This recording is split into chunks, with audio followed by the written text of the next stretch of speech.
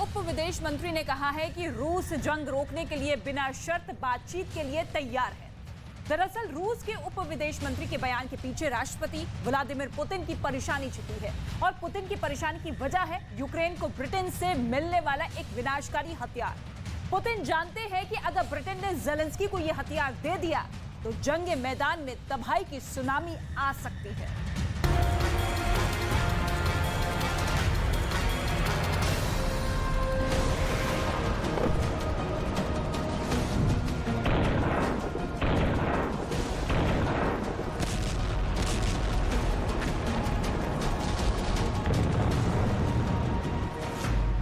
रूस के खिलाफ बड़ी तबाही की तैयारी।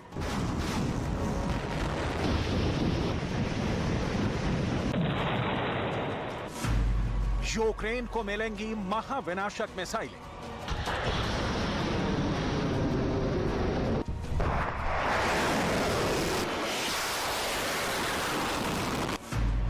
ज़ेलेंस्की की मिसाइल ब्रिगेड से डरे पुतिन।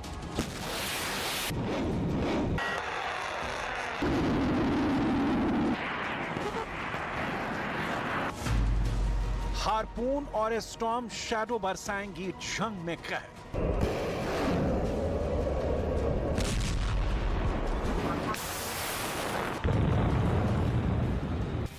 रूस और यूक्रेन के बीच जारी 355 दिन की जंग में एक ऐसा टर्निंग पॉइंट आने वाला है जो रूस के राष्ट्रपति व्लादिमीर पुतिन के लिए परेशानी का सबसे बड़ा बायस बनने वाला है।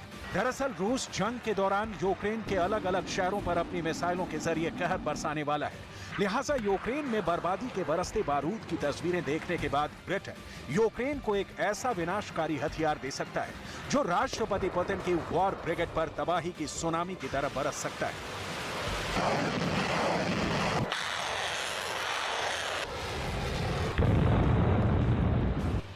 पश्चिमी मीडिया की रिपोर्ट्स के मुताबिक ब्रिटेन यूक्रेन को रूस के खिलाफ एक ऐसा हथियार दे सकता है जिसकी मारक क्षमता बेजोड़ है।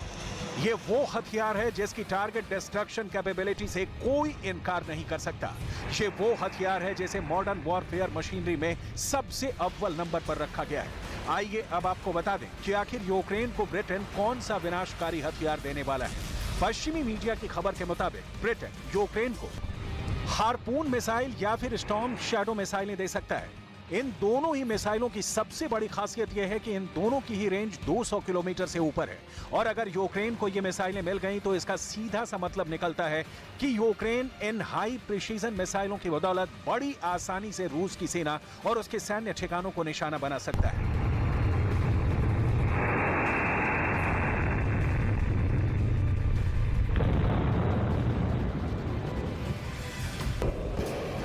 सबसे पहले बात करते हैं हार्पून मिसाइलों की। दरअसल ये पहली बार नहीं है कि यूक्रेन को ये घातक मिसाइलें मिलने जा रही हैं। जंग की शुरुआत में डेनमार्क ने यूक्रेन को हार्पून मिसाइलें दी थी। दरअसल हार्पून एक all weather anti ship missile है। ये मिसाइल एक्टिव राडार होमिंग का इस्तेमाल करती है और दुश्मन के रेडार से बचने के लिए पानी के ठीक ऊपर उड़ती है और इसके जरिए यूक्रेन बड़ी आसानी से रूस की नौसेना के जंगी बेड़े को टारगेट कर सकता है।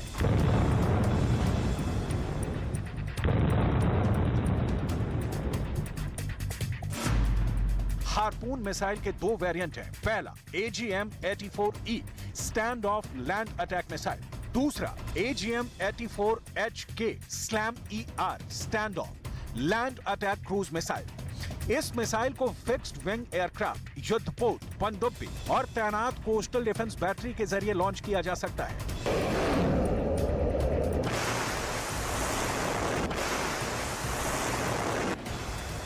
पश्चिमी मीडिया की खबर के मुताबिक चूंकि हार्पून मिसाइल एक लॉन्ग रेंज मिसाइल है, लिहाजा ज़ेलेंस्की इस मिसाइल के जरिए क्राइमिया को टारगेट करने का प्लान बना रहे हैं। दरअसल क्राइमिया पर अटैक का मतलब ये होगा कि यूक्रेन जंग के दौरान एक नया वॉर फ्रंट खुल जाएगा, जहां रूस की सेना को डिफेंस यानी रक्षात्मक रणनीति अपनानी पड़ेगी। इसका फायदा ये होगा कि रूस का ध्यान डॉनबास से हट जाएगा और क्राइमिया पर केंद्रित हो जाएगा। एक हार्पून मिसाइल अपने साथ 221 किलो तक का वॉरहेड ले जा सकती है हार्पून मिसाइल 867 किलोमीटर प्रति घंटे की अधिकतम रफ्तार से उड़ान भर सकती है और इसकी अधिकतम रेंज 240 किलोमीटर है।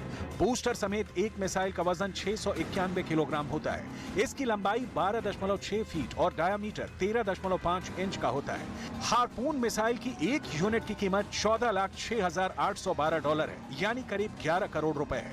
हार्पून मिसाइल को मैकडॉनल्ड डगलस ने विकसित किया है। And I'm pleased that today we have agreed that we will expand our training program, a program that has trained 10,000 troops in the last 6 months alone, to your Marines and fighter jet pilots, ensuring the armed forces of Ukraine are able to defend their country for generations to come. We must arm Ukraine in the short term, but we must bolster Ukraine for the long term. Your country cannot be left vulnerable to attack ever again.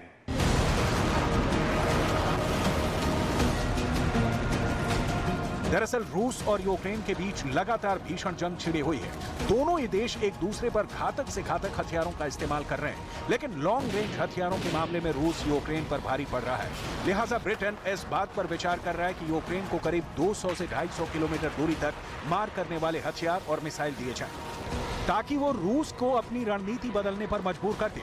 लिहाजा Britain Ukraine को एक और घातक cruise missile storm shadow देने पर भी विचार कर रहा है।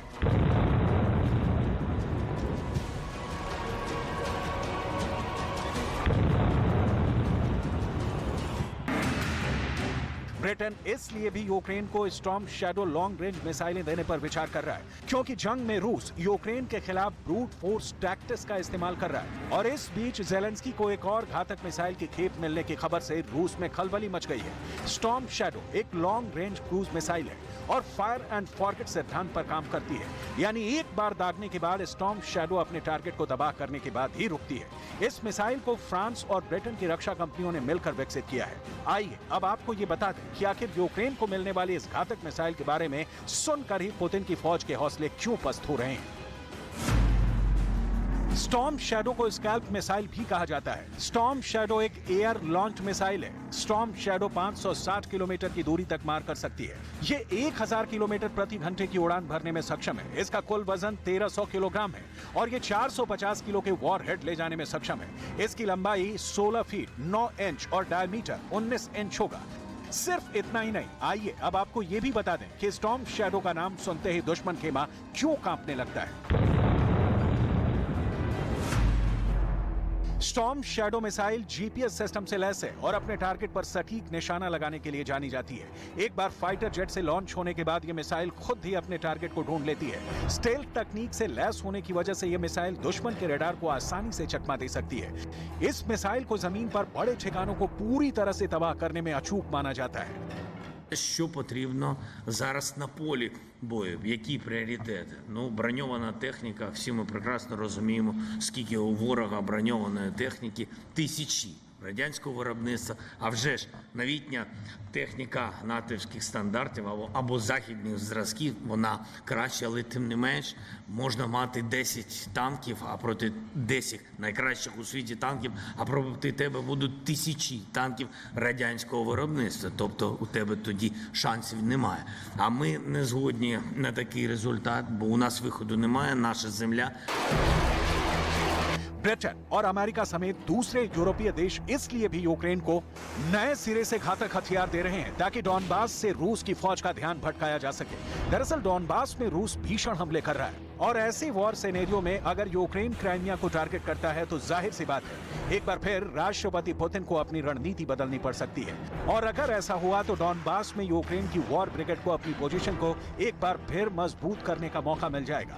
और यही वो हकीकत है जिसकी वजह से रूस के राष्ट्रपति व्लादिमीर पुतिन परेशान है और बार बार ब्रिटेन को तबाह कर देने की धमकी दे रहे हैं। ब्रिटेन के खुफिया एजेंसियों की रिपोर्ट है कि रूस इस युद्ध में 2 लाख और सैनिक उतारने की तैयारी में है और यही वजह भी है कि राष्ट्रपति ज़ेलेंस्की यूरोपीय देशों से जल्द उन्हें लॉन्ग रेंज हथियार देने की गुहार लगा रहे हैं।